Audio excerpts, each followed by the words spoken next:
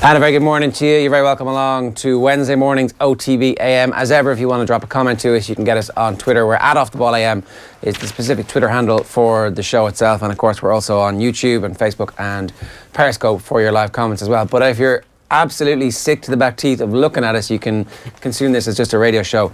Go on to offtheball.com. There's a big player at the top of that when you log onto that website and you hit the play button in the top right-hand corner. And then we're just glorious Technicolor audio. Owen. Morning. How are things? You risked the gun show beside Dave. Well, it was so bloody hot in here. We were complaining about... Rookie mistake, buddy. You know, I thought I could stand up to the test of my mettle, but I failed already by the sounds of things, Ger. I mean, you know, it's all right. Or maybe I've won the gun show. Maybe big guns are not in vogue anymore. Who knows? It could be a new trend. Well, I'll be joining your non-gun show club if that's how you want to brand me in the weeks to come, given that I've been out of action for the best part of a month now. How quickly does the muscle waste? Overnight? I don't know what the timescale is. What's that crackling sound? Oh, it's my muscles dying. It's wastage. I can hear the wastage. Yeah, it's been an interesting 3.5 weeks. You're injured? Yeah. Yeah. You're okay, though. It'll be fine. I'm walking. You got a bit more mobility, it seems. Like you're talking to us at the same time, which was impossible last week. Well, the painkillers are kicking in. All right, okay. Sorry about that. If anyone sees me drinking from a bottle this morning, it's laced with painkillers.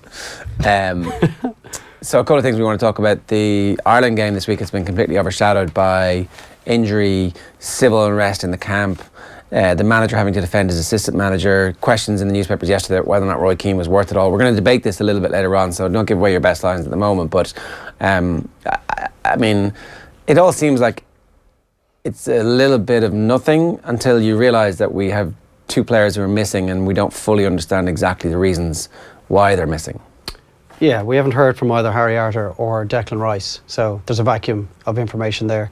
And Martin O'Neill will only give so much away. Roy Keane certainly hasn't spoken, and maybe he will later in the week. But until we hear their exact reasons for stepping away, we can only but speculate, and that's what we do best. It was like 10 days ago when Martin O'Neill was on his charm offensive, and everybody was like, "Yeah, we can get behind this one last time. Let's go. Let's all push our chips into the middle of the table one last time and go. Let's see what Ireland can do." You press the reset button and now it's like, wow, what have you done for me lately, lads? Yeah, I see somebody writing this morning that Ryan Giggs is probably the luckiest manager in international football now, given the situation that he finds Ireland in this week and given the dire situation that he finds Denmark in. But I would suggest that Martin O'Neill and Roy Keane are the luckiest managers in international football this week, that we don't have to play Denmark, because that futsal team might have beaten us this week and things would have gone a hell of a lot worse for Ireland. So I think they should be counting their lucky stars. Like it could have been Cyprus all over again. Yeah. Cyprus to Saipan. The GAA's own version of Saipan is happening at the moment in Mayo women's football. We're going to speak with Cora Staunton a little bit later on in the programme. The Mayo women's team issued a statement yesterday, and that was the first that we kind of heard from them in the aftermath of a bunch of players walking away in the middle of the summer citing player welfare issues. The Mayo players yesterday came out and said that they never saw any player welfare issues, and they disputed that, and they also took on some of the stuff that certain players have been speaking about in the media. Now, the only person that we know who's been speaking to the media really has been Cora Staunton. She's going to join us a little bit later on to talk to us specifically about what's happened to her club Carnacon, who got thrown out of the championship by the Mayo County Board as a result of what happened with the inter-county team. Then they won an appeal to the Connacht Council to get reinstated to the championship, but the Mayo County Board weren't finished and they tried to get them thrown out again, so they're appealing the appeal apparently, and this one looks like it has all the potential to run deep into the bleak midwinter. We'll speak with Cora just after 8 o'clock this morning. We're going to talk about the Dubs in 2020. Who will be the team that's gone for 7 in a row? It will be 7 in a row at that point? Yeah, Magnificent. No, the assumption that it'll be for It'll the only 6. 6. Okay, sorry, yeah. What is it? The blah blah blah. what's the 6 equivalent of the drive for 5? Sexy 6. The Super 6. Yeah, the Pick 6. really struggling here. Well, none of them will be worse than any of those. You certainly wouldn't make a gangster rapper, that's for sure. 6 in the city. Ah, there you go. That's better. There you go. We're getting there. Any more? I'm done. Well, I haven't given any. I know, it was useless. City Sixers, that was terrible. Yeah, I'm being told sports pages. 6 are the best. Don't speak your mind out loud in future, Owen. Let's bring in the sports pages. OTB AM. Thanks to Screwfix.ie, championing the trade with a choice of over 20,000 quality trade products. Right, let me pick some of these up and bring them to you.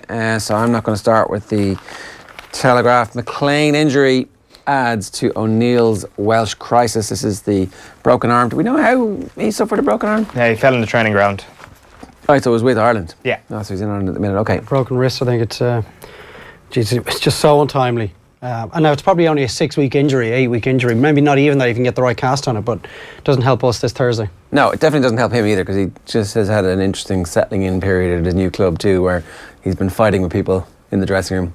Always good to be able to play and score goals and remind everybody, no, I'm here for a reason, not just to batter my own teammates. I wonder, would he be more or less likely to fight his teammates with one arm? Probably more likely. Oh, well, the cast. Oh, no, he put the cast on that arm. Did you not see Terminator 2? Oh, well, that's a very good point. Also, I think the idea that James McLean can prove to himself that he can beat Jack Butland and Ryan Shawcross in a fight with one arm and a cast is probably something that interests him. So I think it's a great idea for him. Graham Burke, I wasn't able to get into a Dublin pub the last time Ireland played Wales, never mind the team. A huge transformation in his life. And then Kevin McStay's Roscommon future hangs in the balance. McStay's future will become clearer today following scheduled discussions with board officials. This is Colin Key's story in the back. When there's speculation about a manager and then there's a meeting scheduled, mostly the outcome is teams are looking for a new manager. Or the manager has hinted that he is considering his own future. It can come from one of two areas. Generally, it's because there are murmurings within the county hierarchy that they're not quite happy with the direction the county's taking. But often it's the manager thinking, have I actually brought this group as far as I can? I think in this case it's 50-50 as to which one of those potential strands of the story it is. Outcome is the same though, right? Outcome is the same, that Roscommon will need a new manager. And is there a possibility that McStay is thinking, I might be able to get the Mayo gig now? Like that ship sailed?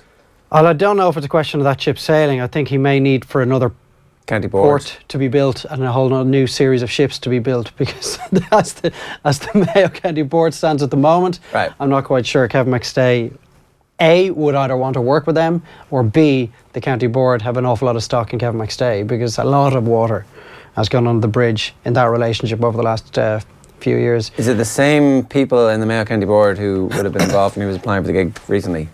Well, I don't know what sort of turnover there's been at county board level in Mayo, but I would imagine there must be a large percentage of those people who are still there. I'm sure Ger Sheeran would pick McStay up and drive him to Castlebar himself to drop him off and apply for the Mayo job. But like, if you saw that story in professional sports, you think to yourself, well, there's a manager there looking for a little bit more money. But of course, there's no money changing hands between inter-county managers, so of course that can't be the case that he's looking for more. It is interesting. I haven't heard from Ger Sheeran since Roscommon won the Connacht title last year. I don't know, has he been away? We should ring him up, get him on. What do you think? Yeah, but for me, if Roscommon... Not the worst idea I've ever had, Tommy.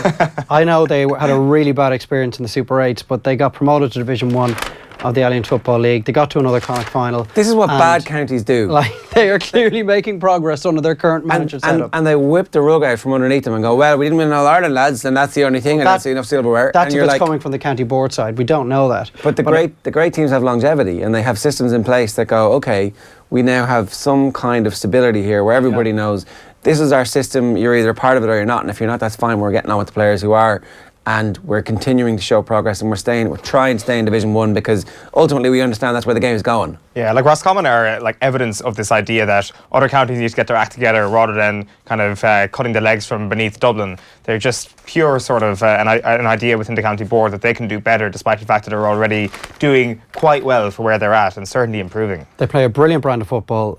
Their supporters do enjoy watching them, although the supporters abandoned the county for the Super 8s, which I really couldn't understand. Having been in Portlaoise to see the Armagh game, which was one of the games of the summer, and the supporters were there in their thousands, and they got really behind the team.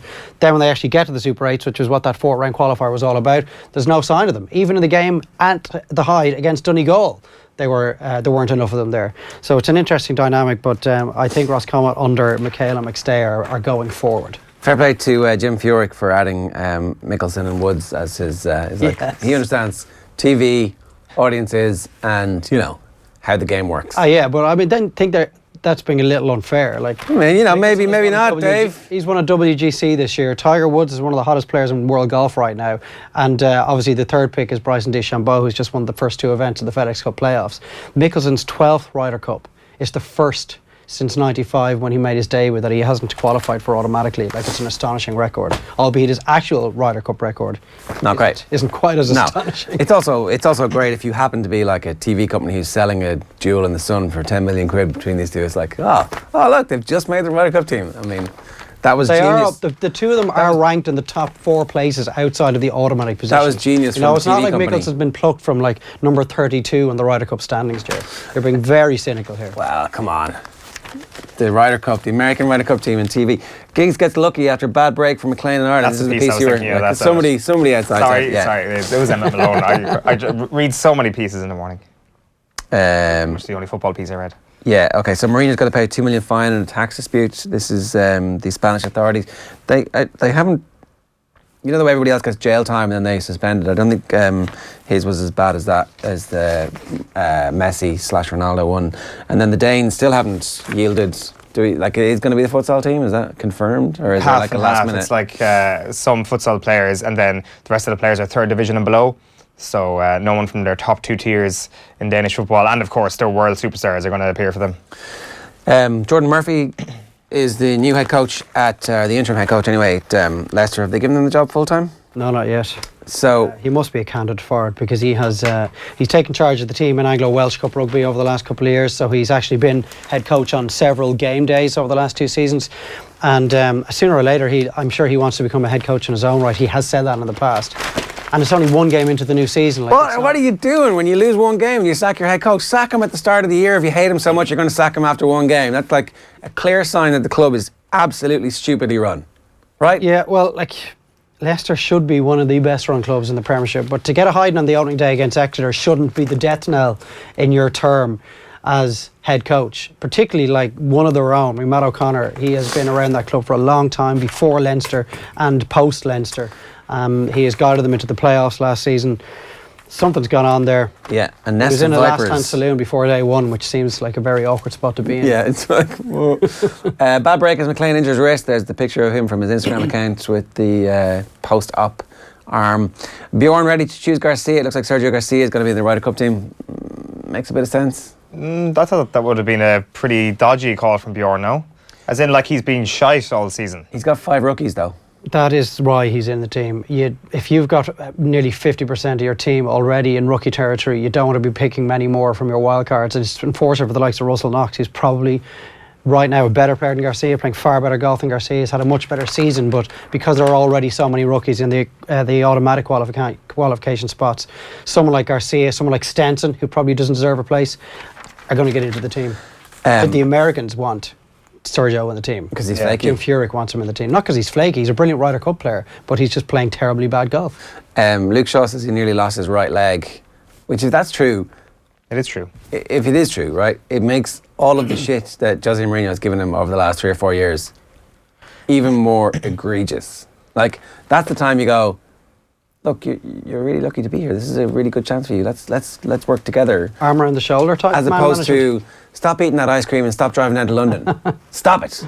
He had 2 blood clots in his leg, and they were going to fly him home from the Netherlands, obviously, which is where he broke his leg with that horrific injury in the Champions League against PSV, wasn't it? Yeah, I was in Eindhoven that night. I was at the game. So at the time, we'd no idea the injury was that serious. Yeah, well, like, obviously you had the leg break, but then 2 blood clots developed. Yeah. They were going to fly him home until they discovered them. And then they were like, if you actually get it in a plane now, your leg is going to need to be amputated. So they removed the 2 blood clots. And they told him a serious amount of time later. He didn't realise that he almost needed to have his leg amputated until, I think, weeks and weeks and weeks after that. 6 months later. Well, so he didn't really... I mean, he had blood clots and they took the blood clots out. Yeah. That would have been an issue if he'd flown, but they knew about it. So it's not like they got him They got him on board the airplane. It wasn't like he was going up the steps and they were like, no, come back to the hospital. I don't know how close it actually came. He doesn't go into those details. Yeah, okay. So the venture capital firm has offered £275 million to buy the English Premiership Rugby, the tournament itself, from the club. So obviously there's 13 shareholder clubs, the 12 teams who are in it, and London Irish also have a share in it. And the plan with rugby in England has been to ring fence the top division, remove relegation like the NFL, like the Pro 14, and therefore all the clubs will get rich and you can have a proper salary cap and The absence of relegation removes risk, so you can build over a couple of seasons and all that kind of stuff. And it makes a lot of sense if you're interested in making rugby an entertainment business as opposed to part of the overall structures. 275 million quid to sell out to the venture capital firm who owned Formula One and made 8 billion off Formula One over a 10-year period. So that would be interesting. That would certainly change the dynamics in the balance of power from the club game and the international game a little bit. It would balance that up a little bit back in England to club game being super important and mediocre players suddenly getting $500,000 a year as a matter of course. Because the balance of power is already very much against the RFU. But the other aspect of the story is where would it leave the future relationship with the EPCR? Because suddenly they're dealing with the venture capitalist firm as opposed to, a board of directors of the 12 clubs that are the Premiership. That deal is up for a renegotiation in the next couple of years. If that sale has gone through by then, suddenly the EPCR are dealing with an entirely different crowd that they've never had to sit across from the table from before. Yeah, it becomes a situation like the Premier League. It's like 1992 in football, basically. That's what they're kind of like, in a good way. They're saying this is just like '92, hooray! Like, I wonder if that's exactly what the future of English rugby should be, because they don't get huge crowds at games. A lot of the games now are pretty well supported. There is a. It's not. I won't say it's a myth because the figures with some clubs do back it up. But I've been to. The only games I've been to outside of European games that involve English clubs have been Anglo-Welsh games, and they've got massive crowds at them. Like for an absolute nothing Mickey Mouse game. Yeah, you're talking 5,000 plus at some of these to watch teenagers play against each other. Blue Horizon, Kieran Shannon says 5 in a row will only be the start for Relentless Dublin. That's the front of the Examiner. There's nothing like the Examiner making everybody in Munster go, no, what's going on? How could this happen? Long before its conclusion, the 2018 Football Championship had assumed all the air and feel of a national league, coming to its customary mild conclusion. Kieran Shannon kind of sent shivers down my spine this morning by saying that come the year 2050, Dublin are going to have replaced Kerry at the top of the Roll of Honour. So, will you be allowed to see that? 2050? I hope not. 30 years. Really 32 years from now. They're only 9 behind. Well, that's the thing. I looked at that. I think that's being incredibly generous. Yeah, it probably is. Either way, I hope I'm not alive to see that day. The other thing he talks about is the year. He hopes he's not alive in 32 years. He hopes it never happens. All right.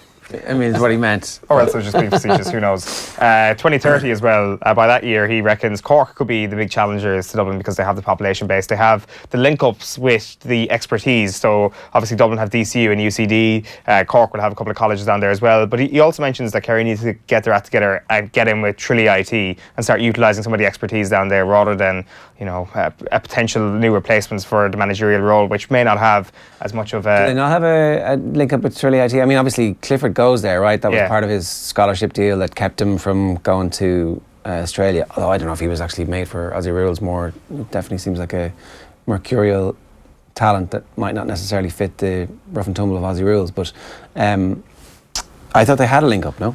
I think it might be a very new one with that funding that was in the sports capital grants last year. That might be to build a new centre that will be used by Kerry. But he also mentioned centres of excellence and how they're bullshit really in a lot of counties where it's like more pitches and that's it, more training space, and in actual fact there's no excellence coming as a result of these centres. Yeah, it needs a coaching hierarchy behind it. Who can stop the Shambo? Brilliant Bryson hoping for another walk in the park. He's not going to win it again, is he? Is he? Well, why not? He's the form player. I can't remember outside of McIlroy or Woods the last player to win 3 tournaments in a row, but he's obviously going to be one of the favourites going into this week. Doesn't Johnson do it? Could well Seems like the type of thing he'd do. Does, yeah, maybe the back end of 2016 or the early part of 2016 perhaps. Last year's Pre-Lark to Triumph heroine Enable could face a tougher than expected reappearance on Saturday as the prospect emerged of a tantalising clash with King George runner-up Crystal Ocean. So that's the weekend racing preview. We'll talk about that on Friday Night Racing with Johnny Ward a little bit later on in the week. And for some reason I've got the Telegraph today. Gorging on success, the Tour of Britain, France's rock star wins Cheddar Gorge stage. Cycling looks cool. Of course it does. We just need to see more of the... This is an amazing, nice thing to do. There it is on screen for you. And then Brexit, top clubs fear over foreign signings. Yeah, this is going to be an interesting part of... Like, people are kind of waking up to, ooh, I won't be able to watch my football team win games anymore. Maybe I shouldn't have voted for Brexit. You mean I can't have... There'll be no good French, Spanish players. There'll be nobody jimmying their way into a European passport who we can suddenly sign from African countries or Brazilian countries. Ooh, we're getting beaten every week in the Champions League. That's no good. Yeah. Can I change my vote, please? The sight of skinheads like sinking their teeth into steak and kidney pies while coming to the realisation that they shouldn't have voted for Brexit is probably something that should be documented. It'll be a great sight. That is something that is going to come down the track in the next few years. I think it's actually been covered in a couple of the other papers. The Guardian might have it. Back page of the Irish Daily Mail is focusing on James McLean. McLean, whoa, Irish talent added to list of injured stars, and Jose has fined £1.78 million in Spanish tax case. He's paid up for his case with the Spanish authorities. Back page of the Mirror this morning is "We'll take you back, Dec." Keeper Randolph insists players would have no problem if Rice decided to return. He got that Shaw story as well, saying he thought he'd lose his leg. Back page of the Herald is crisis at midfield. McLean lost leaves O'Neill very short of options for a Wales clash, and Crowley to declare for Ireland if he gets called. This is an exclusive by Aidan Fitzmaurice, that the former Arsenal prospect Dan Crowley says he's eager to get back into the green jersey after a spell in the England setup. He's starting at the moment for Villa M2, previously played for Ireland at under 16, under 17 levels, but then moved to England in 2013 and was capped up to under 19 level. What do you think? Take him back? Yeah. Have we any alternative, any option? I don't think we're in a position to. So we do have the alternative of saying we don't want this. We can do that inside. Our team is like Real Sociedad. We can do that if we want. That's a choice. Okay. That's our alternative. So we do have an alternative. That team might not be very good. What do you want? Is Dan Crowley good enough? See, it'll only become an issue if he's good enough to get into the team. Well, and if he's good enough to get into the team and prove that he should be in there, well, it doesn't take fans and players long to turn the other cheek. Yeah, but what do you think? I'm saying we don't have any. I don't think there is an alternative. Yeah, you can go down the Sociedad route and pretty much rule out any chance you have of qualifying for tournaments. I wouldn't be as principled on the matter as some of our colleagues. All right.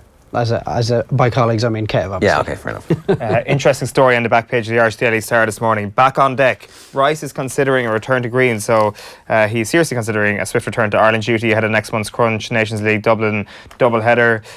He's obviously stunned his teammates, says Paul Lennon in this exclusive, to take some time out to make some decision, but it seems that he might be making a possible reverse on this decision, which I think if you look at some of the comments that have been made this morning and look at some of the other stories that are doing the rounds, this is slowly becoming a live possibility that the Rice thing might turn on its head completely.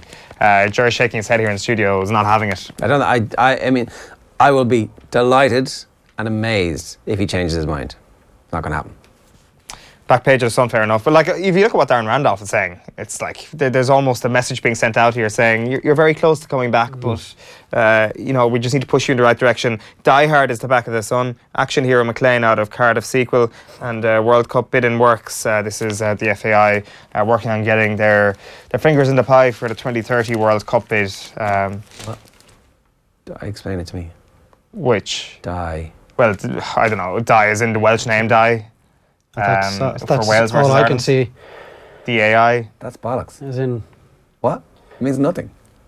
It's When did you Die Hard? they're trying to get some kind of a Welsh link in there. Come nonsense. There's no die involved in this game at all. Well, it's in Wales, and that's like Paddy Hard. It's recognised as being a It's Welsh name. I'm sure there'll be a die in the stand somewhere.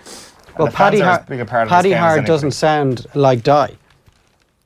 There was no movie called, like, I don't know, give me another word that doesn't begin with P. Come on, quick. Paddy rescue this. Hard. Luke Shaw in the back of the Guardian. He almost lost his leg. All right, okay. So Nicky Daly took part in our Off the Bench special, which was brought to you in association with Liberty Insurance. You can check out all of our social channels for that, facebook.com/Off the Ball. Cliona Foley had a great panel of guests talking about a bunch of issues that were involved in women's sport. Nicky, obviously part of the Irish hockey team. Here she is talking about what it's like to get a shout out from Mariah Carey.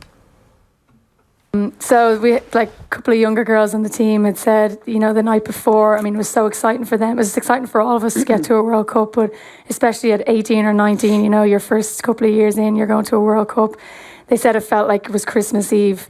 There was a bit of delay between games, a couple of days that we weren't used to. So when the night before came around, they just got so excited that they said it felt like Christmas Eve. And so I think it was the quarterfinal, we didn't really expect to get to a quarterfinal, and we were doing our mobility, which is sort of in this open area in the middle of London, and all these commuters are on their way to work. I love this image. We're mid yoga stretch, and the song comes on, "All I Want for Christmas," and on quarterfinal day we were getting these funny looks from people, kind of going like, who are these people? Like, what? Why are they Mariah singing Carey Christmas in the middle of songs July? in the middle of London, in the middle of And a park? so, you know, then we win and we do it again for the semi-final, and a few people then start to recognise, and they come up and they're like, oh, well done, you know, we saw yesterday the game. And then anyone who was Irish just wanted to be associated with us. Like, they just come up and was like, I'm from Dublin, I'm from Galway, well done, girls, the kids were brilliant. And by the time the final came around, like, everyone that was walking through knew exactly who we were and knew exactly Amazing. So why we were nobody playing. knew who this team were, and by the end of the week, that second week, everybody knew who you were. Yeah. And at the homecoming in Dublin in Dame Street, they sang they sang All I Want for Christmas. And was it Lena Tyser or which one of them? Lena, The yeah. two younger ones. Zoe Wilson. They're great fun. One of them tweeted to Mariah Carey, who tweeted back. Oh, no, nobody tweeted Nobody her. tweeted, She just picked up it up on it and tweeted to us. So brilliant. So you've now got you've Mariah made it Carey then. as the fan as well. Yeah, it's a fantastic story. She's actually behind here. She's going. Yeah, we're going to bring her out any minute now, and she's actually going to do it. Close the show for us. Yeah, check out the rest of that. Great stuff yesterday. It is on all of our social channels. Now let's move on, because the row seems to have intensified in Mayo between Carnacon, the greatest Gaelic football team of the club scene of the last 2 decades, and the Mayo County Board. The Mayo women's team yesterday issued a statement denying that there had been any player welfare issues that they had witnessed. It was a pretty interesting statement, and it certainly seemed to back up the County Board, who have been trying to throw Carnacon out of the club championship. Just to briefly clarify exactly what's been going on, the Mayo County Board threw Carnacon out for the fact that they withdrew their players from the inter-county team. Carnacon appealed this to the Connacht Council, and the Connacht Council said, what the hell are you doing? Back in goes Carnacon. But last night at another meeting of the Mayo County Board, it seems the Mayo County Board have decided to appeal the decision of the Connacht Council. Cora Staunton of Carnacon is with us on the line this morning. Cora, have I summed that up accurately? Is that where we stand at the moment? Yeah, that's where we stand at the moment. So there was a general county board meeting last night, and there was a vote, obviously, or a motion again passed by the delegates for the appeal of Carnacon, for the county board to appeal the Connacht Council decision. So I presume that will be heard out in the next couple of days. They have till, I think, tonight, till 5 p.m. today to get the appeal into Connacht Council, and as a club then we'll probably hear from Connacht Council about the appeal. So just to recap for everybody, because a lot of people are kind of coming to this story going, how the hell did this happen? What were the grounds on which the Mayo County Board threw Carnacon out in the first place? Yeah, so the grounds was that we were under Rules 283 of the ladies Gaelic football rules, and as everyone probably aren't aware of all the rules, and I amn't myself. It's just to say that the Carnacon girls are basically, the club has brought the game into disrepute for the 8 girls being stepped away from the county panel. Yet in all, there's been 12 girls who stepped away from the county panel at the start of July, along with 2 management, a selector and a management that was just in the background. So from the point of view, we feel it's just that the club are being punished at the moment. So obviously last Thursday night, the county brought the appeal to Connacht Council, the executor, the disciplinary department of Connacht Council, and we won our appeal and thought we were back on the pitch. And then on Friday night, about 9:30, 10 o'clock, we got an email from the county board. Our club secretary received it from county board, asking would we attend the county board meeting this Tuesday night under Rule 283 of the official guide. And basically we're summoned to the meeting and to invite 2 delegates of our club and 1 player to the meeting, and to make sure that these players, these 2 delegates and 1 player, have a good understanding and a good knowledge of the player welfare issue raised by the girls. So from that, obviously our club met as an executive. We decided that this wasn't a fair, obviously, process. We're going back into the same people again, and the same delegates, and to summon one player to a meeting in front of probably 60 or 70 delegates to tell their player welfare issues. We didn't feel that was a fair process at all. We decided, then our club executive decided to write a letter to the county board to say that we wouldn't be attending the meeting.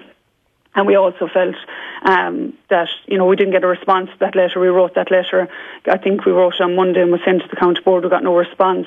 I think that letter was also read out last night at the meeting. And we also decided that we were going to write to Ladies Gaelic asking them to intervene because we feel that we're not getting a fair hearing at all in Carnacon.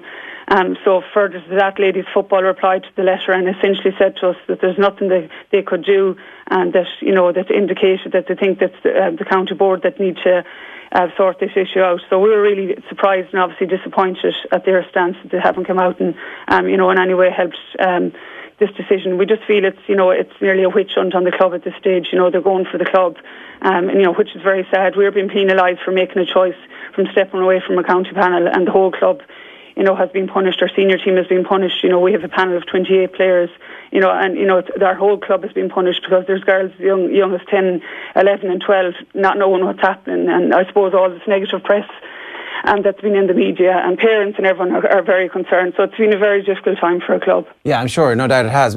Can we just spool back a little bit to the sequence of events? So you guys you found out on Friday night that you were getting an email summoning us to the meeting on Tuesday night, which was last night, basically saying that they wanted 2 delegates and one player that knew the welfare issues of the 8 players that stepped away to come to a county board meeting, which basically was under Rule 283, which is a disciplinary procedure to the whole entire county board meeting. Were they going to charge those 2 delegates and that individual player, or were they going to try and retry the entire club again? Do you know why were they summoning 3 people? Because under 283, it's known as a disciplinary provision in the rule book. So they decided that to bring all these in, they wanted the delegates to hear from. They wanted the delegates of the county board to hear from 2 of our delegates and one of our players on the whole issues of what's going on, and from then obviously make a decision. Would they decide to appeal the decision and go ahead and trying to get our club expelled again?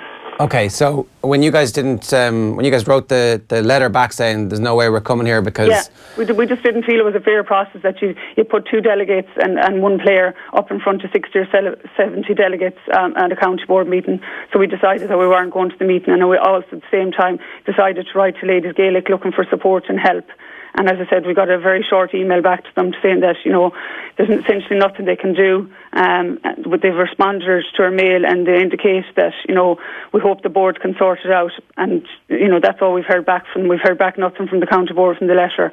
And basically we're very disappointed at this. This is the second time basically going to trial again, going to another obviously it'll go to another Connacht Council meeting, it'll go to the higher body of Connacht Council, and it's going back with the same evidence, and again they're going back with. So we just don't feel it's a fair hearing at all. We feel that the club, as I said, it's nearly like a vendetta against the club, which is very disappointing. As I said, we're being penalised for making a choice, for walking away from a county scene, and yet and all there's another 4 girls, as I said, and 2 members of the backroom staff that has walked away, and there's no punishment for them. It's just on our club. It's ridiculous in this day and age that you're playing an amateur sport and you're being punished from walking away from something.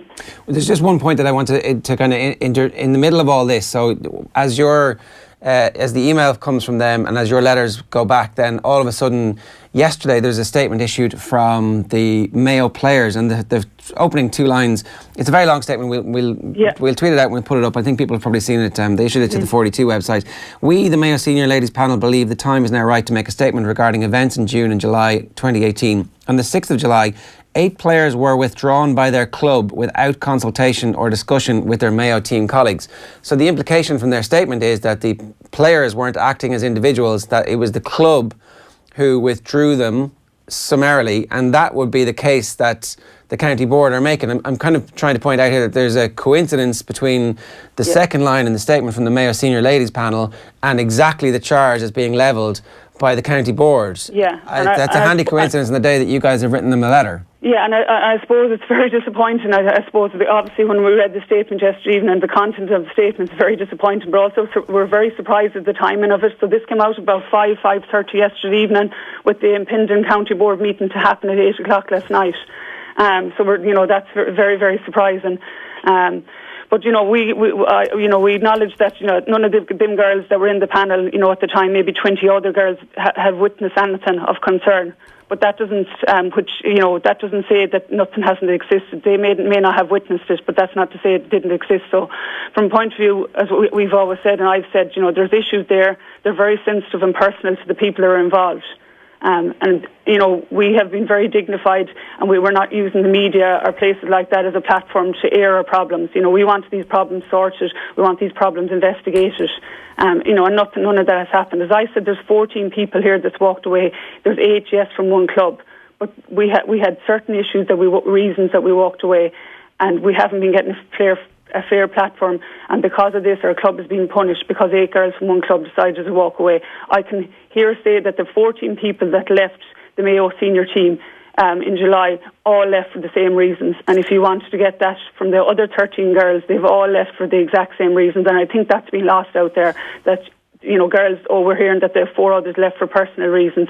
There's been no mention why 2 members of the backroom team have left, and from all of this, the way to go is punish Carnacon, the standard bearers of ladies football for the last 20 years in the county. And it's hugely disappointing that the amount of time and effort that our club, the way we've promoted the game over the last 20 years, it's been hugely disappointing that we're being treated this way. You know, we look at the aims and objectives of the ladies football, and they say, you know, the association should foster, promote and develop ladies Gaelic football. That's what we've been doing for the last 20 years in Carnacon, and to be treated like this, and for a club to be said, you know what, you cannot compete in Senior League and Club Championship, going for a 20th county title this year and after winning our 6th All-Ireland, it's hugely disappointing.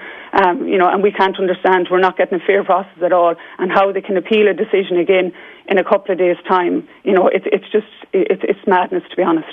Do you feel like it's time, or it's getting time, for the welfare issues to be made public? I know you've said that, you know, you've been maintaining a dignified silence on that, but it's getting to the point at this stage now where the failed coup is what the statement yesterday referred to, and they're putting that alongside the Carnacon players walking away. And so in the eyes of the public, and like, let's face it, this is kind of the county board want this to happen, clearly. In the eyes of the public, people are saying that looks like a failed coup. Everybody walked away at the same time. The players are coming out and saying they backed the manager.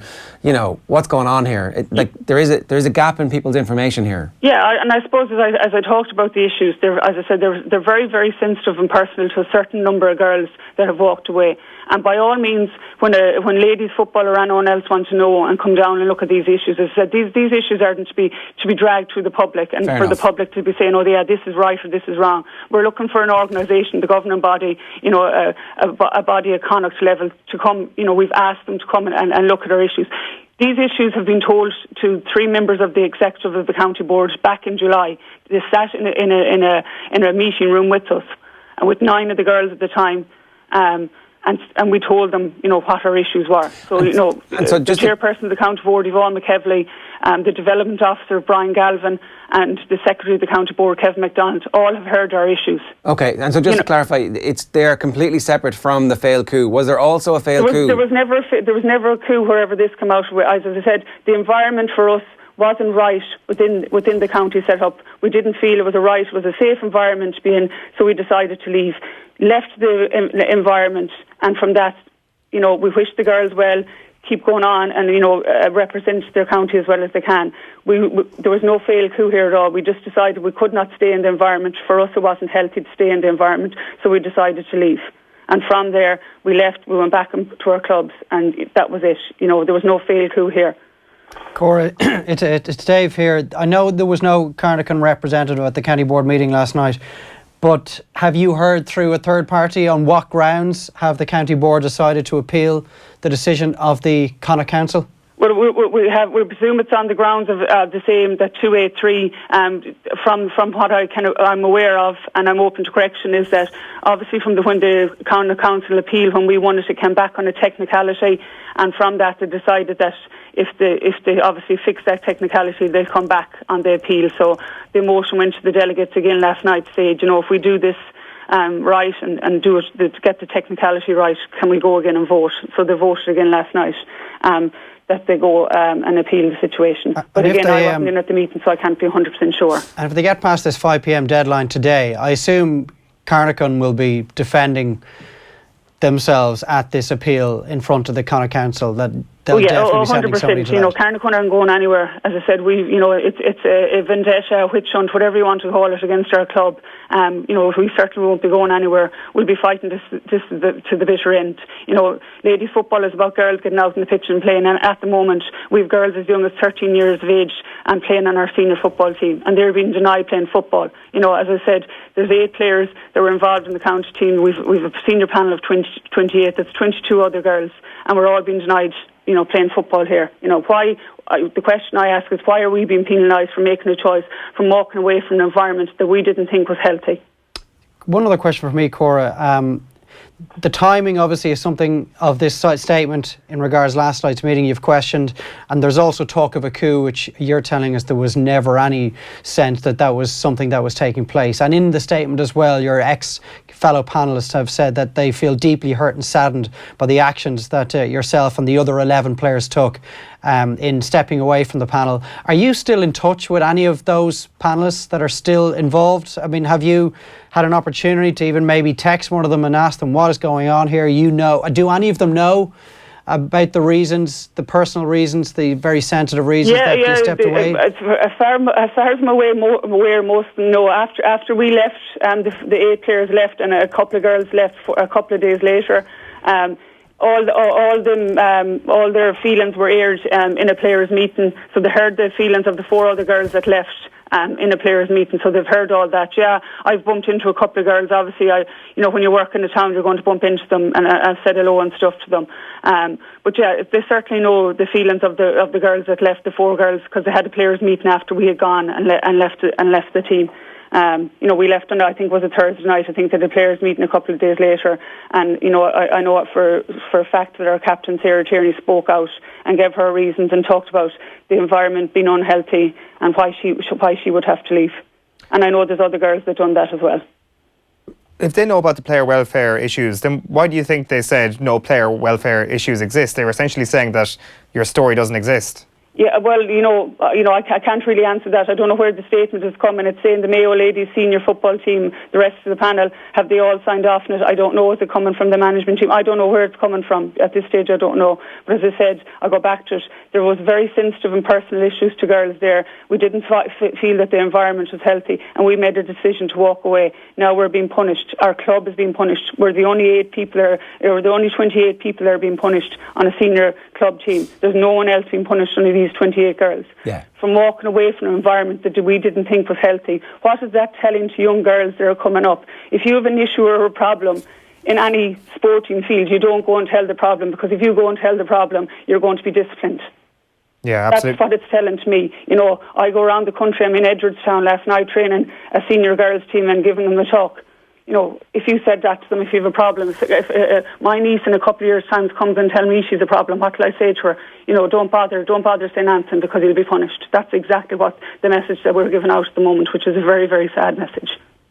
Do you think this relationship can be fixed? Because what's being said here is so divergent in what you've just said there, the player welfare issues and people saying that they don't exist. Whether or not that's coming from the teammates now needs to be stressed that you're not entirely sure if that's the case. So do you think that there's a workable relationship there at all in the future now? It's very hard to know, but I can't really answer that going forward. I'm sure there's people there that will help try and fix it, but at the moment it's the 5th of September. Carnacon are meant to be out in championship in less than 2 weeks' time. This is our primary concern. As I said, there's been 28 girls very, very wronged here, and a club's name being blackened. This club has been at the top of ladies football for the last 20 years, and our name has been blackened, brought through the mud here, and we've done nothing wrong. As I said, for walking away from an environment that we didn't feel was healthy, and we're getting punished. Where's this bringing the game into disrepute? Throughout my years of playing Mayo football, there's been girls that's walked away for many, many reasons. Some of them just walked away, decided to go on a J1 or didn't want to play anymore. So, over the last 20 years, I've never seen any of them girls being punished for walking away. Yeah, no, do you know what I mean? So where's the fairness in all this? It doesn't make any sense. Whatever the row with the county team is a row. That's fair enough. Yeah, but I think it's very important to point out now, they've made this as a welfare issue, but this is now 2 different issues. There's the welfare issue that the county board hasn't investigated properly our ladies Gaelic, and now there's a Carnacon issue.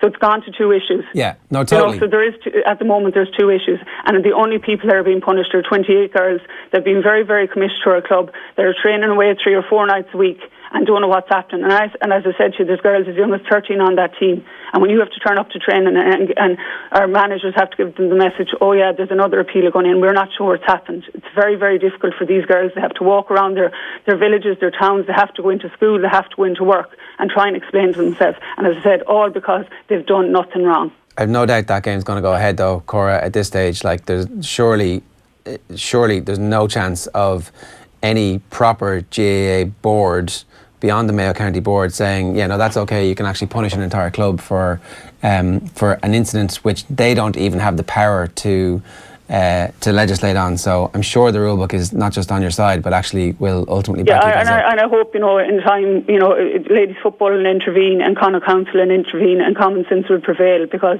as I said, it's been very, very difficult for every member of our club, for our families, for the whole parish. It's been hugely difficult for our friends and everything. It's the last 2 weeks, this is not what we want. Ladies football, there's an All-Ireland final being played in 2 weeks' time between Cork and Dublin. Probably Cork being the standard bearers of ladies football and Dublin being up there for the last two weeks. We don't want this to be dominating headlines. We want it to try and push for whatever attendance that you can get in All-Ireland final, and that's what it should be. It should be positive promotion of the game, not this negative promotion that's gone on for the last 2 weeks. No, absolutely. Cora, thanks very much for joining us this morning. We'll obviously keep in touch with the story. Thanks. No bother at all. It's Cora Staunton there, bringing us up to date on what's going on. My sense is that, right, whenever anything happens in Irish life, in the past we've had a tendency to deny, close down and make sure that nobody ever talks about it. When the correct thing to do is go, this is what happened, these are the issues, let's have an investigation and find out what happened, so that at the end of that we can learn from it and move on with a shared understanding and agreement of what's happened, as opposed to you said, no, I said, no, that didn't happen, no, that happened. And that has not led us to good places as a society in the last 100 years. This is like a group of people are coming and saying something has happened. You have to listen to them and give them an opportunity to get that story aired to the right people. And if they think that that's sensitive and they don't want to go public with it, that's absolutely their choice and their right. Or a fair opportunity. But where are the LGFA in all this? Where are the LGPA, the Women's GPA? Like, come on. I can't understand. Get in there and start going, okay, we're absolutely on top of this. We understand that there is an issue. We're going to pay for a proper mediator to come in, and we're going to investigate the claims and complaints that have been made, like, properly, because these are organisations that are getting public funding. They can't hide behind this is private, nothing to do with us anymore. But the public are giving money to those organisations, and we should be seeing those organisations being completely above board when all this stuff happens. If there's 14 people with issues being ignored or involved in a situation which, as Cora has described, it hasn't been fully investigated, what sort of a message is it sending to an individual that may have some sort of a problem and would like it to be discussed, would like it to be investigated? This person would like to be listened to. If 14 are being ignored, it's very hard for one person to stand up in a future circumstances and do so. But all throughout this, I've been wondering where the LGFA are. Particularly now, as Cora said, we're getting closer to the showpiece day of the women's Gaelic football season. We saw the attendance last year at Croke Park. It was record-breaking by distance. We saw the traction, the documentary that was made on the Dublin Ladies footballers, and how many people were talking about it, tweeting about it, the reaction on social media. And here we are in the final couple of weeks before that final, and this is the story that's dominating the headlines. I mean, even for their own self-preservation, the LGFA should be getting involved, saying, guys, what's going on? We can't have this happening on the eve of the biggest game of the year in a sport that we're desperately trying to get more participation in and more people watching and getting interested in. Why haven't they stepped in and at least asked some questions? The other part of it is the an independent committee in place to say this is what's happening. At least take the first steps towards that. And the other question I would have is, the Connacht Council now are knee deep in this now.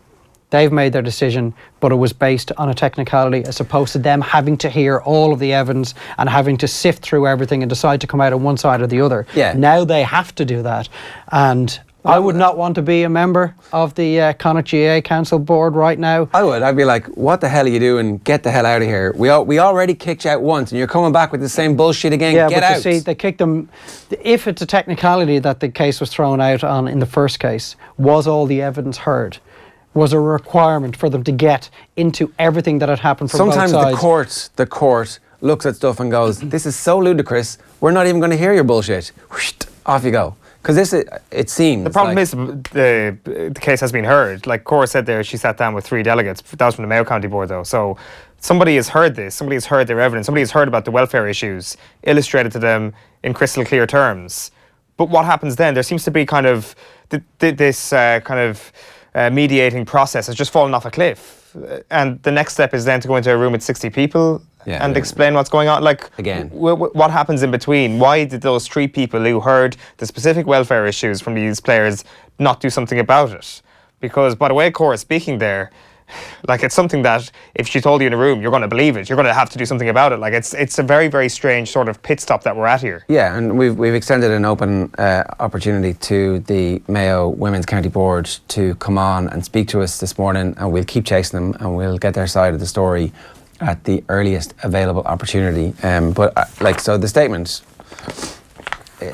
that the Mayo Senior Ladies issued yesterday, like, it's very interesting to me that the second line of the statement says that the players were withdrawn by their club, as opposed to the players left the panel, and it's 8 players were withdrawn from Carnacon, and then later on the other 4 players become interesting. So I'd like to see the names of the players, and I want to just make sure that everybody signed them, that this isn't some kind of... And also 5 o'clock before an 8 o'clock meeting, that's a mad coincidence, isn't it? That, like, the time is now right, just before the county board meeting, where we've already been proven to be, not particularly talented at drawing up complaints about disciplinary procedures by the Connacht Council.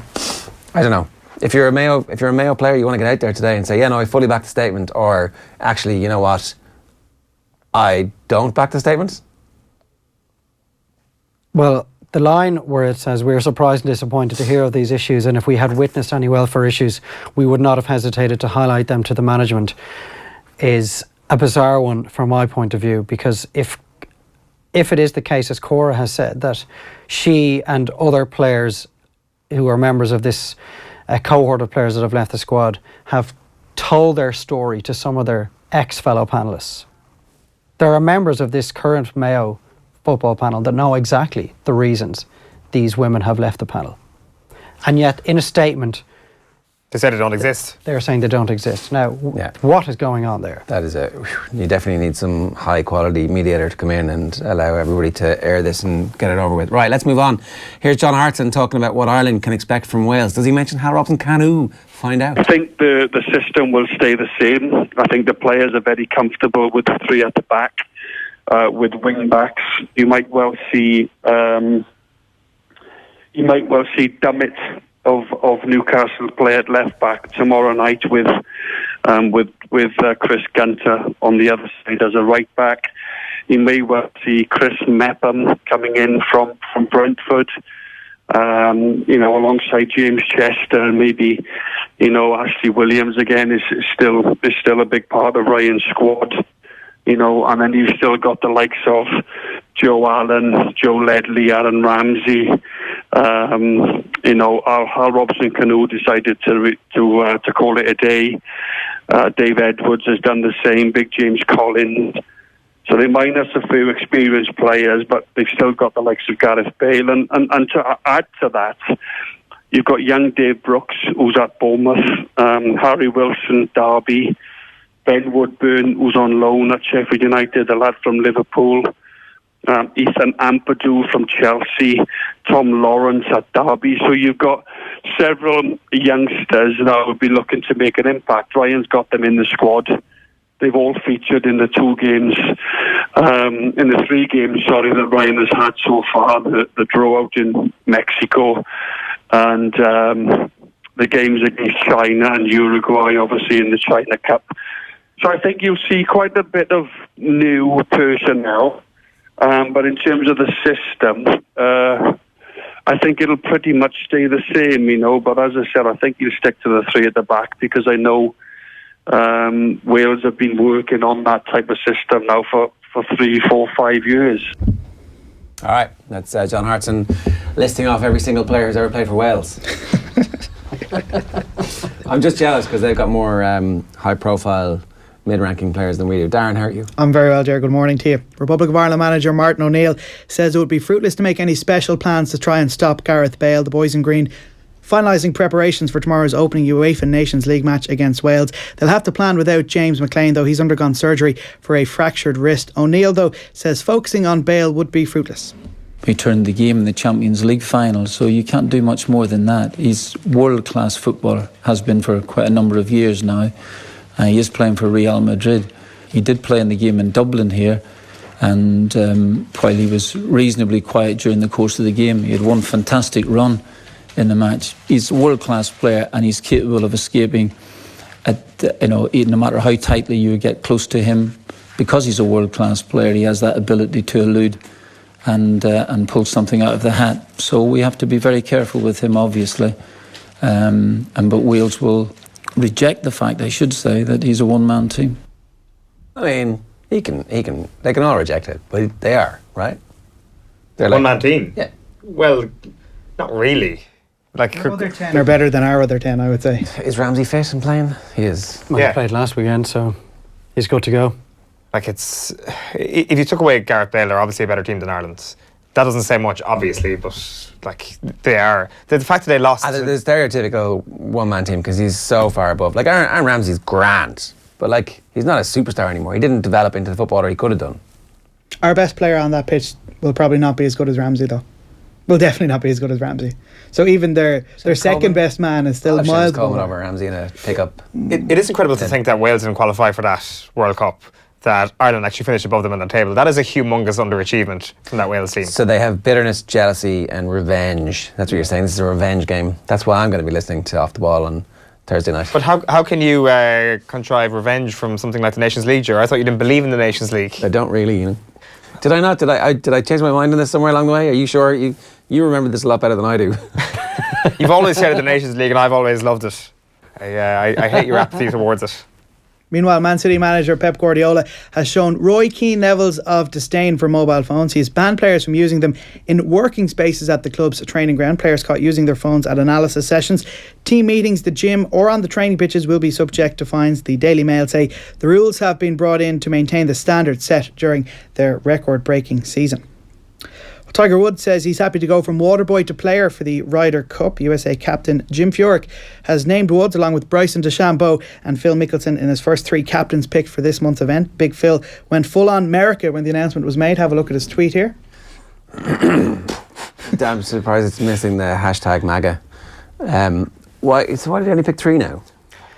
It's called a Billy Horschel pick because a few years back Billy Horschel was playing the best golf on the PGA Tour at the time. He won 2 of the FedEx Cup events, won the Tour Championship, yet the 4 picks had already been made. Oh, so you couldn't undo them. So they decided subsequent to that, well, it's ridiculous that 3 of the biggest tournaments of the year, 4 of the biggest tournaments of the year take place after the final 4 picks. Yeah. Let's do 3 now, reserve 1 for the Billy Horschel pick. Why don't you just wait on to do all 4? Is it like, is there some, because they don't have golf shoes in the right colours for Tiger Woods? Like, what's the urgency? I think a part of it is marketing, the organisational side of it.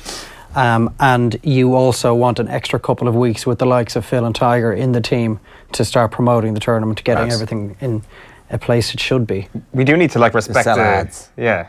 You need to respect the idea of feeling fierce and the way Phil Mickelson spelled it there. Like spelling it with a PH instead of an F. Oh, I missed that. Mortifying. That is the best part of that post. Oh, yeah. That is fat. Yeah. He's just so cool. He spelled patriotic with a PH as well, and feeling with a PH. Let's hear from Tiger Woods.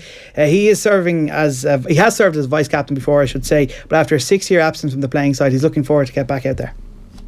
When I first made my first team at Valderrama, it was quite an honor, and one of the things, it was a great learning experience to see the passion that one of our late great team leaders and Payne Stewart showed for the event, and he made me understand how important the Ryder Cup is. From that moment on, I always wanted to be a part of each and every team.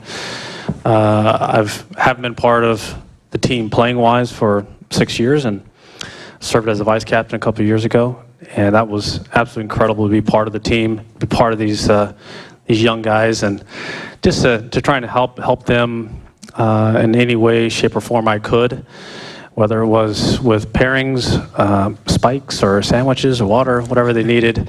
I was there, and this year to have the honor to be able to play again is beyond special. It is mad that Tiger Woods was like doing that The water boy. showed up to do it, and has come this full circle from like, I don't really need the Ryder Cup. Look how amazing I am. I'm like going to kill all of golf forever, to now being really happy about the fact that he's an old man in the Ryder Cup. Yeah, it's incredible. It's an incredible turnaround in his public persona. For him to say, since his first year as a Ryder Cup player back in '97 or Valderrama, all he ever wanted really was to be playing in the Ryder Cup is clearly not true. No. Because there was a time where he could have taken or left. Oh, it was a pen in heading the towards hole. the K Club. He had no interest in being in Kildare in 2006. But There's more about Kildare than the Ryder Cup, maybe. Whew. Shots fired. And there's the fire alarm. That's a tiger alarm. Do we actually have to leave or not? I'm not sure. Quite sure. We're gonna. Apparently we do. It sounds like it's just for this studio. Okay. So Carl Shepherd was on last night's show talking about whether or not it's easier to get picked in an Ireland squad if you're not born in Ireland. I dare say at underage level you may have had lads who were even less sure about how much they wanted to play for Ireland, but hey, it was international football and they're trying to make it in the game, so they took the green shirt. Was that at your experience, or was it generally, you felt lads were committed at underage level? Oh no, it was you definitely get that at underage level. I'd say it's even possibly worse now, when the more money that's coming into the game at say younger levels. So if you look at it, I'd say one of my proudest moments of my career was getting an under 21 cap. I only got that under 21 cap because one I was playing in League of Ireland and I was doing very well at Shamrock Rovers, but I think the only reason I got that under 21 cap was we had done something absolutely out of ordinary, which was qualify for the Europa League, and I still didn't get a call up then. It took me to score in the Europa League to be able to get that call up to the 21. So I was there playing men's football, scoring goals actually in Europe, and then you had lads who were playing, say, under 21 or under 20s reserve football over there. And you come into the squad, you're going, oh, these must be really good. I haven't got a cap yet, and then you're going, whoa, how are these lads in ahead of like so many League of Ireland players or so many under 21 Irish players that I would have played with growing up, and you're just going, something's not right here. Like, you feel as if I was English and I had an Irish grandmother, I'd have much more of a chance getting in the squad than actually being an Irish young lad coming through. Our takes were too hot. Too hot for digital platforms right across Ireland. I just said that outside, so thanks for saying that. Oh, I'm glad you said that, Owen. Oh, come on, Ger. Really? Yeah, you definitely did. What are you talking about? It was the first thing that was said after we left the room. I was outside checking to see if we had to leave. I legitimately did not hear that. I swear It's okay, I'm happy to donate my jokes. Wow. Okay, right. For €1 only, you can donate a joke to Ger Gilroy. Oh, come on, that's terrible. I think joke stealing or line stealing is the worst thing that anybody can ever do. So I But not apologise. something that you're above. I'm totally. I mean, I believe you. greatness. No, you don't. You heard Owen say it. No, but I believe Ger when he says he didn't hear I have an him say it. earpiece. To be fair, he was trying to find a parachute or something, or You were thinking of the a funny hammer lines. to break the glass. You were thinking of the funny lines. I'm thinking, well, safety of the team / can we get back on air? Well, all I was thinking of actually, and Dave, you'll be able to appreciate this, is that how lucky we are this morning to be sitting in the company of greatness. Did you know that we are sitting in the company of greatness this morning? 2 national award nominees. We can bring it to you on screen right now. The nominations for the IMRO Awards, which are the radio awards. Have a look at this. This is national sports broadcaster. There's Ger Gilroy of Newstalk. I would just like to. And off the ball. I'm not one for tub thumping, chest thumping, but so that is Darren Farrell from RTE, Raf from Newstalk, John from Today, Joe from Newstalk, Nathan from Newstalk, Ger from Newstalk. That's 5 out of 6 for off the ball. I'm just saying. Congratulations. There was more though. Here's the next batch of nominees. And is that Darren Cleary's name? It is Darren Cleary's name. Don't forget Jamie Moore, Jamie League of Ireland Moore's name as podcast fame. So 2 out of 6 ain't bad either. Who are these Radio Kerry people? It's Tim Moynihan, it's presenter of Terrace Talk, the legendary programme. And Nathan Murphy saying those 9 All-Ireland medals and 9 All-Stars might have company soon. The great Tommy Welsh nominated for Best Newcomer at the IMRO Awards. Brilliant reporting and off the ball. There he is, Tommy Walsh. So that will be probably the biggest achievement of his life. By distance. It's going to be a good night out. That's what I'm thinking. Great night. Is Joe the reigning champion for your category? No, Ger is the reigning champion. Ger's the reigning champion. Joe won like 4 in a row or something. Like if he was Dublin, you'd want to split him in half. Hey. No one stole that joke because it was so bad. Is it the first time you've cracked that guy? I think I cracked it yesterday and no one laughed yesterday in the office. I've been saving it. Finally, a bit of tennis news to bring you. Oh, yeah. Defending champion Rafael Nadal has edged an epic encounter at the US Open. He's beaten Dominic Thiem in a classic 5-set quarter-final. Thiem became the first player since Andy Roddick in 2004 to win a love set against Nadal. The world number 1 responded and leading by 2-1 before Thiem levelled in a tiebreak. Nadal edged a tense 5th set tiebreak to win and set up a date with Juan Martín del Potro in Friday's semi-finals. Wow. It's a real pity no one's watching any of this brilliant tennis. I know. I haven't watched a single shot. I tried to find it this morning, but to no avail. Yeah, I don't know what channel it's on. It must be on. Is it on 11? What? It's on Amazon. Oh, it's on. Of course, that's why it's on TV. That's why we couldn't find it. I mean, if they were to send us stuff in so we could access it, we would definitely be able to talk about it. That was like 2 a.m. New York time, and that finished up this morning. Like that's it's like 7 o'clock our time, right? Yeah, 2:10. Yeah, that's just absolutely absurd. Has this been kind of under the radar one of the best tennis seasons ever, particularly in men's tennis? Like you look at the. Do we not need a classic with the Titans in the final? As in, when you mean the Titans, you mean Federer and Nadal? Yeah.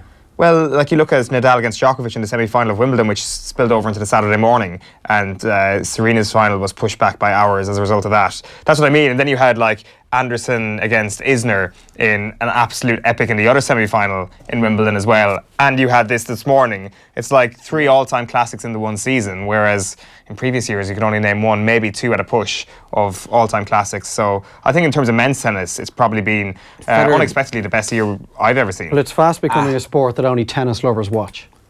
That's true, yeah. I think that's a big problem. It's lost a bit of mainstream appeal. Yeah, it really has. I mean, anyone who was interested in sport in any way in the 80s and 90s was glued to the 4 Grand Slams and probably would have watched. I would have watched. Now, I did play a lot of tennis as a kid, but I would have watched a lot of non-major tennis tournaments as well. I would have watched Queens and I would have watched Indian Wells and I would have watched all these tournaments, but I haven't watched any match this season other than that Djokovic and Nadal Wimbledon semi.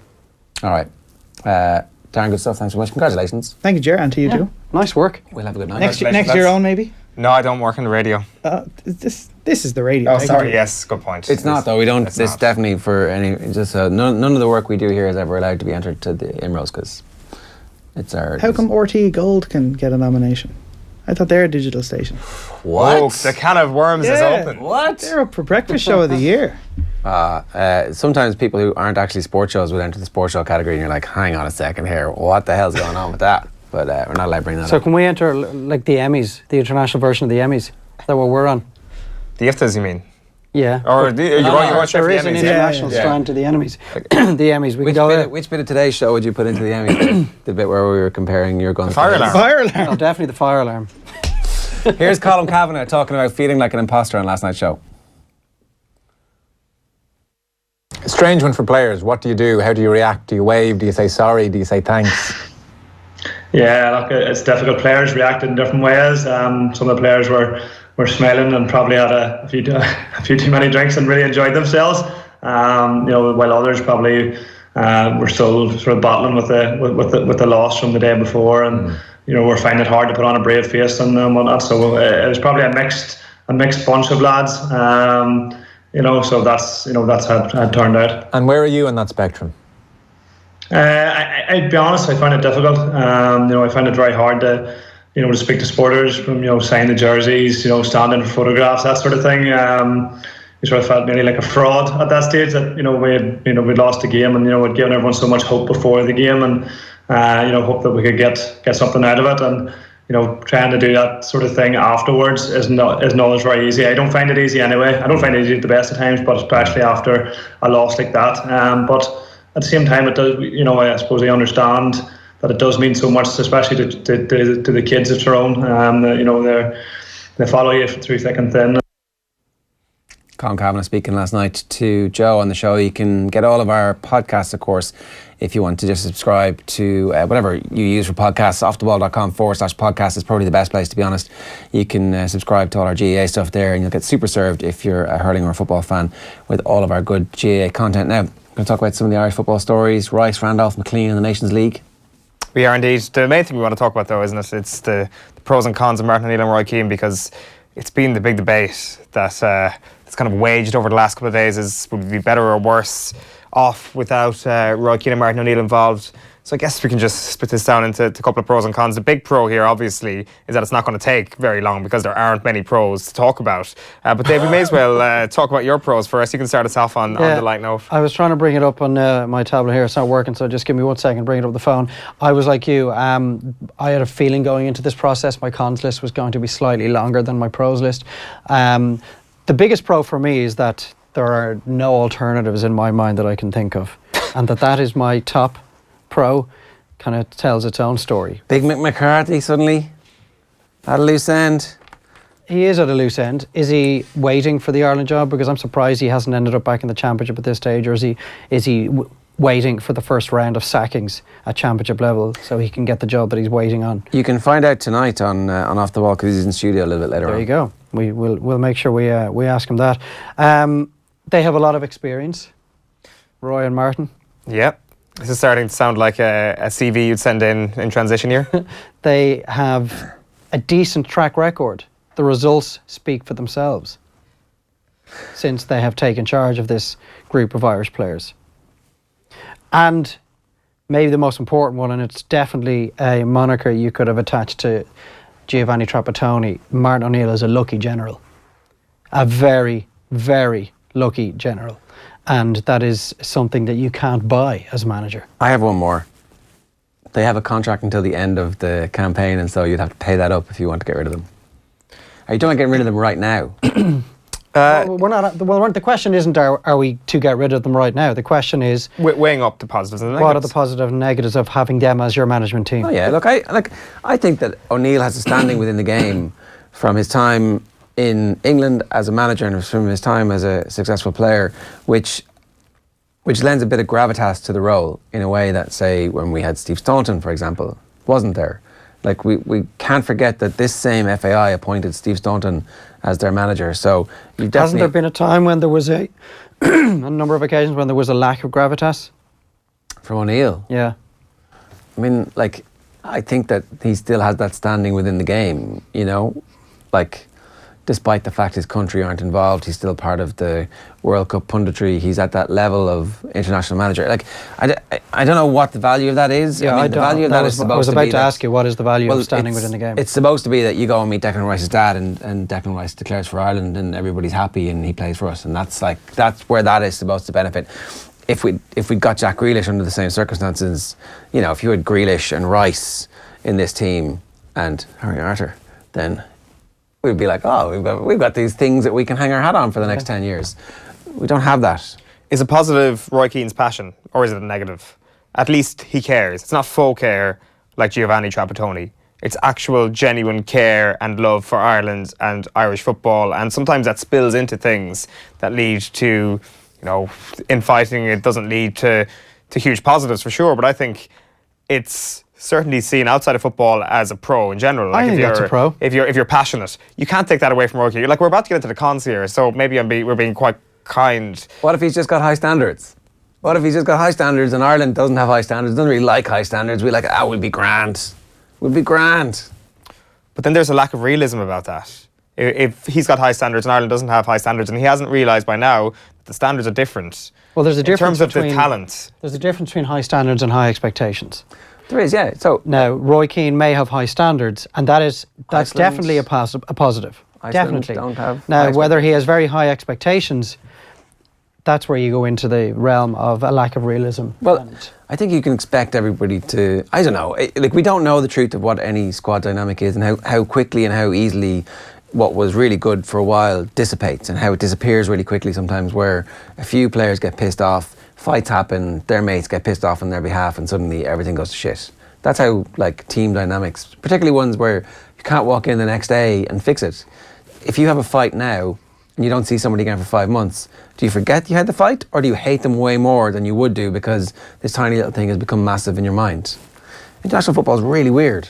Yeah, it sure is. Like, the thing is, does Roy Keane walk into that room a couple of months after the fight and hold that grudge, or does he let it slide? Like, is water off duck's back to Roy Keane?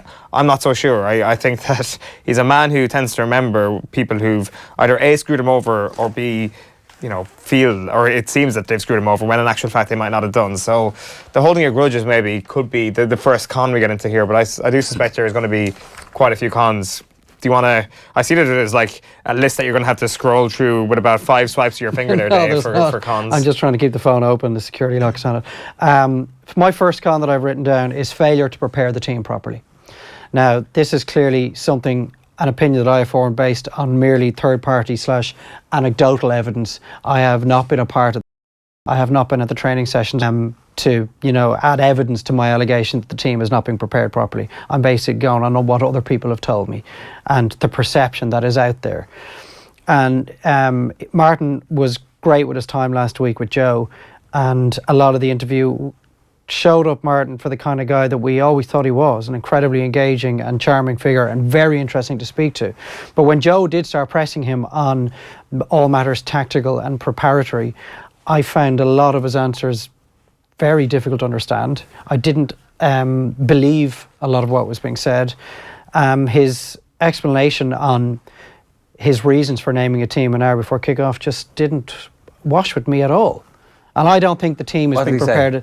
He basically said that, some players, they're happy enough to be told an hour before kickoff because they might be getting nervous and it might become an issue for them if they have, say, 24 hours plus to think about the fact that they're starting a game, and others don't.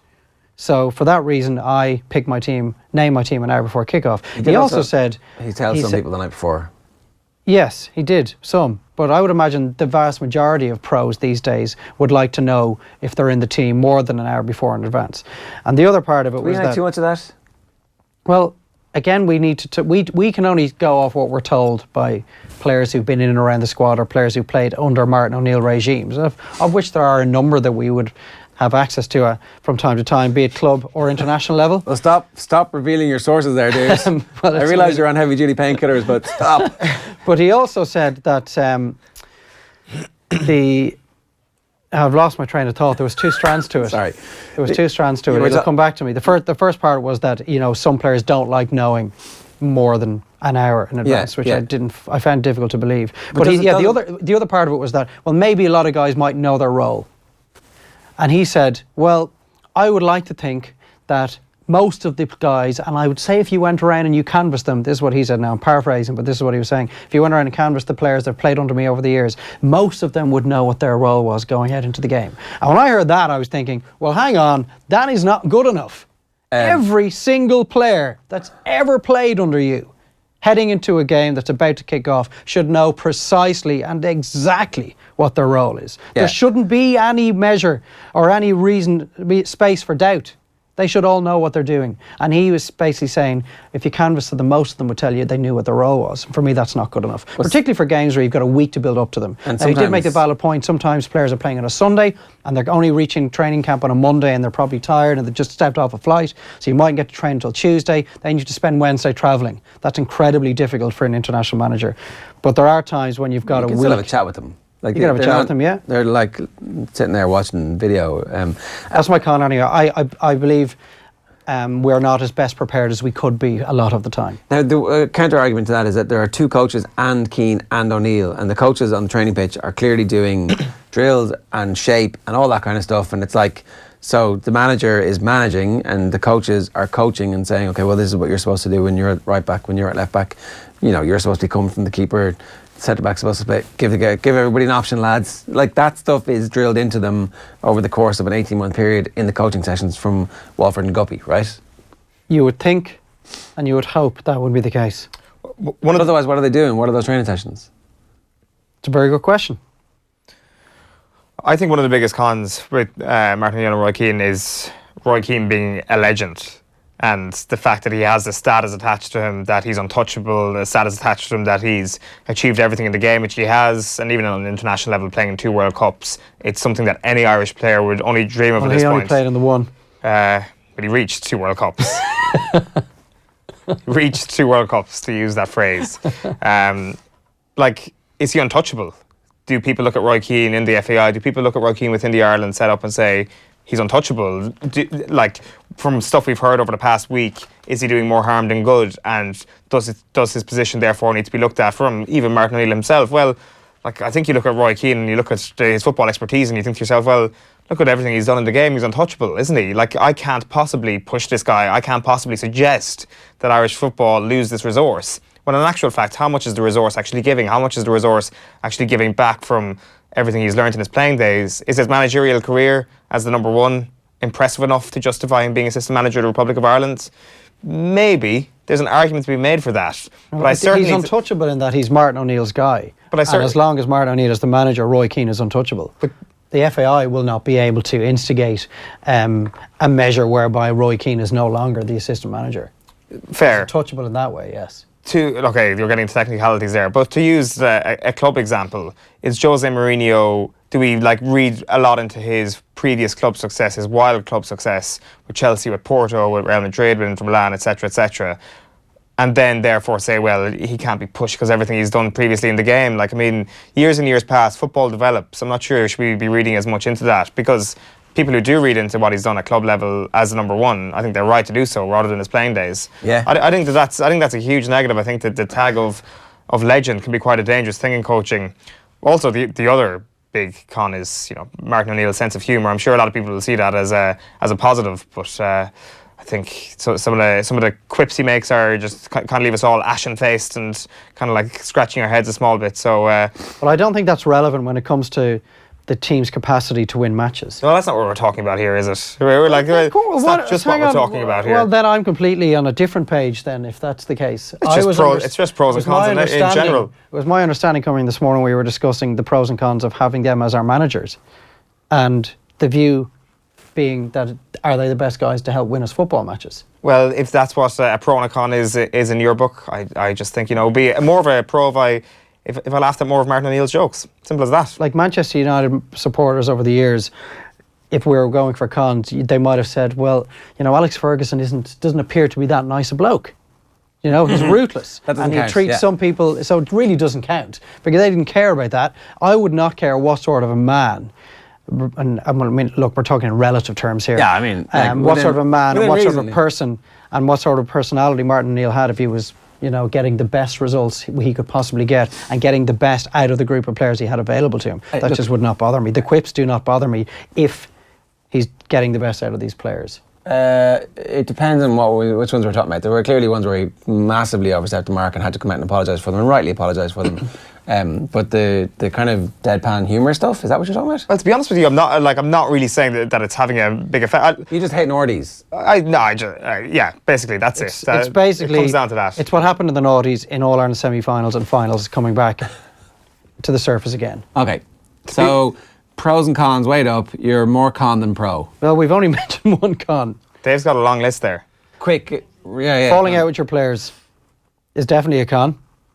Keane. Yeah. Yeah. This is a Keane O'Neill thing. It's not a Martin O'Neill thing. Refusal to take criticism. Living off past achievements. I don't want to hear about the fact that you won European Cup medals in 1979 and 1980 under Brian Clough. It's utterly irrelevant. It has no bearing on where this team is today. And that's pretty much it. Style of play as well as another. Style of play is really the most important thing here, isn't it? They're an awful team to watch. There's no sense of we're trying to...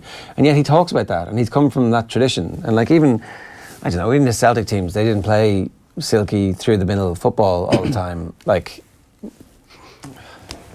Can't really compare Ireland to Celtic, in fairness. We don't have the rampaging players. We don't have the two totemic... Don't have Henry Clarkson up front. Yeah. Or Chris Sutton, or John Hartson. I would take any of the three at this point, even at whatever age they are now. Go on, quick. Any more cons for you? No, I'm all done. You're done. Okay. All right. So we also asked Dave, because we want to sweat the assets here. Name your Dublin 2020 team when they're winning 6. This will be their 6th All-Ireland title. This is the team that's going to win the 6th All-Ireland final in a row for the Dubs against Kerry. Dublin 2-27, Kerry 8 points.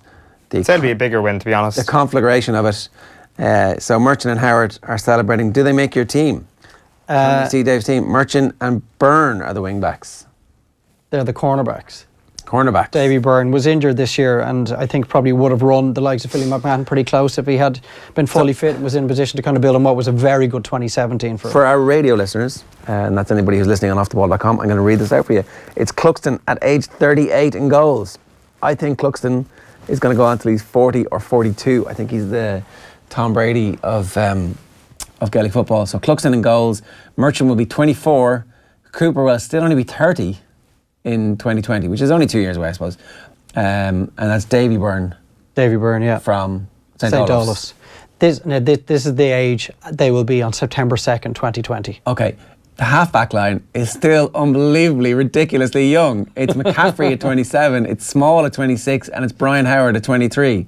That's insanity. I know. It's incredible. And they'll be winning, so none of them will be winning there. And bear in mind, when people talk about the age profile of the current Dublin team that's just won the All-Ireland, they do point towards the back line as being a little older and a little harder to replace than the forward line. Well, can we stick the team back up there? Pretty young back line there. Midfield of James McCarthy at the ripe old age of 30, still with 4 or 5 years left for his athleticism, and Brian Fenton will only be 27. Then the half-forward line is at centre forward. It's Con, aged 24, not at his peak yet. No. Conor Callan, 24. Scully at 26, who will be cresting his peak. And Cormac Costello, still only 26 as well. That's insane to me that Costello's still so young. So he's only 24 now. Yeah. And then Mannion at 27, Kilkenny at 27, and Dean Rock, old man Dean Rock at age 30. Yeah, the alpha of the team, along with Johnny Cooper outside of Cluxton, of course. You still have Philly on the bench? Yeah, well, Philly will only be 32 come 2020, and given that the shape that he's currently in, I think he would look at that team and say, I'll be keeping Davy Byrne out of that team. The other guys out up on the bench would be Evan Comfort, obviously, who's only 20 years old now. Eric Lowndes, probably annoyed that he wouldn't be in this team. He came off the bench on Sunday.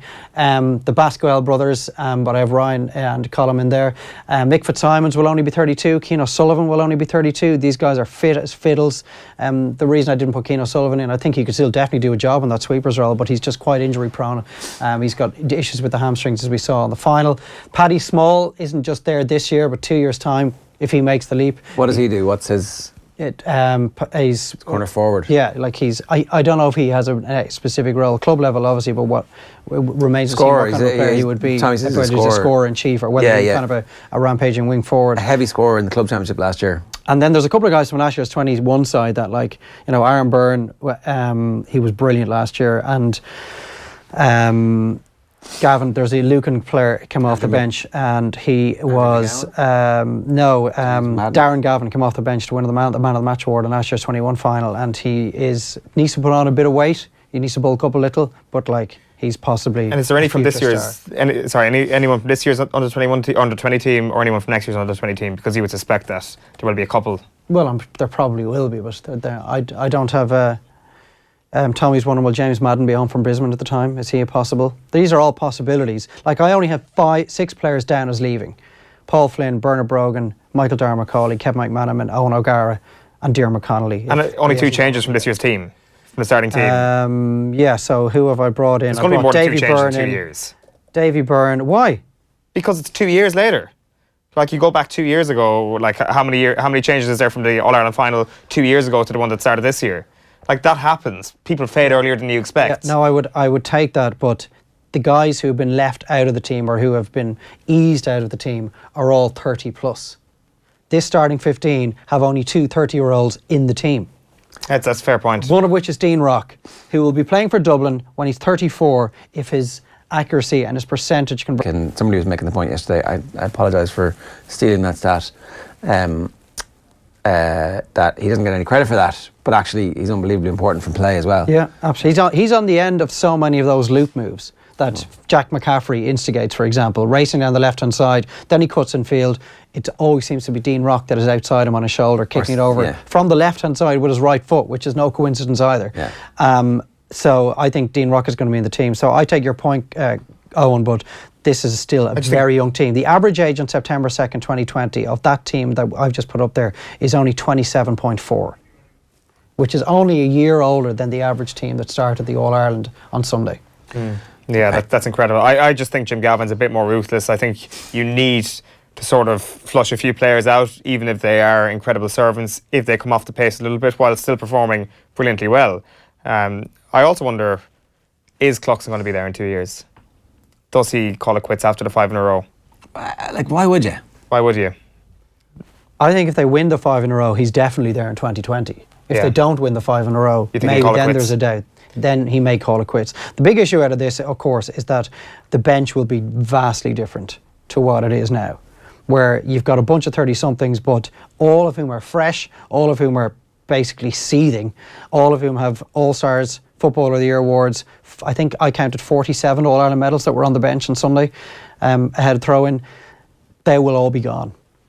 And that is where the difference might be. And that is the source of encouragement for the counties outside of Dublin. And that's where Kilkenny, like, the bench is really great, it's really great, and then it started to disappear, and it actually wasn't anywhere as good as everybody thought it was. What about Cormac Costello? Can he step up and be a proper star? Well, he's proven in fits and starts that he's able to do it, like most notably coming off the bench in 2016 to kick those 3 points to basically win the All-Ireland. And he is probably one of those players that feels desperately slighted that he hasn't been in the team, but you have to pick someone to kick out of the team to put Cormac Costello in, and out of the 6 that started the All-Ireland, like, who is it going to be?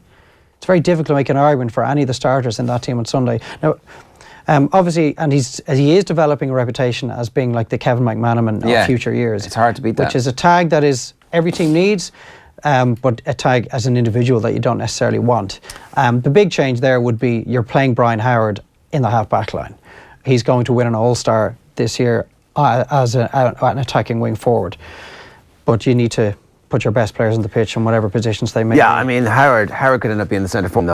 Like, he could actually be a Brian McGuigan style centre forward, kicking points and winning midfield battles, and also doing pretty much everything. Like, there's a possibility that he's one of the best footballers they have in the team. Every year somebody comes like, is he the best footballer in the team? We wanted to get Dave to put his team together yesterday for 2 years' time. We thought we'd get a whole new sort of idea of what the team would be, like the two Basquels both starting, and I'm not going to lie, I'm completely and utterly depressed after looking at that.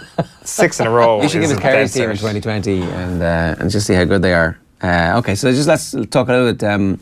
There was a Kevin McStay story that Colm Keys has in the Irish Independent today, saying that there's a meeting scheduled with the county board. So we've got a little bit of information in the meantime, done a bit of digging on this, and apparently it is suggested, is rumoured that there was a poll conducted amongst the players about whether or not they would be happy with how things were and whether or not they were going to come back next year, and just what could they do to improve things. And it wasn't all sweetness and light when it came to McStay.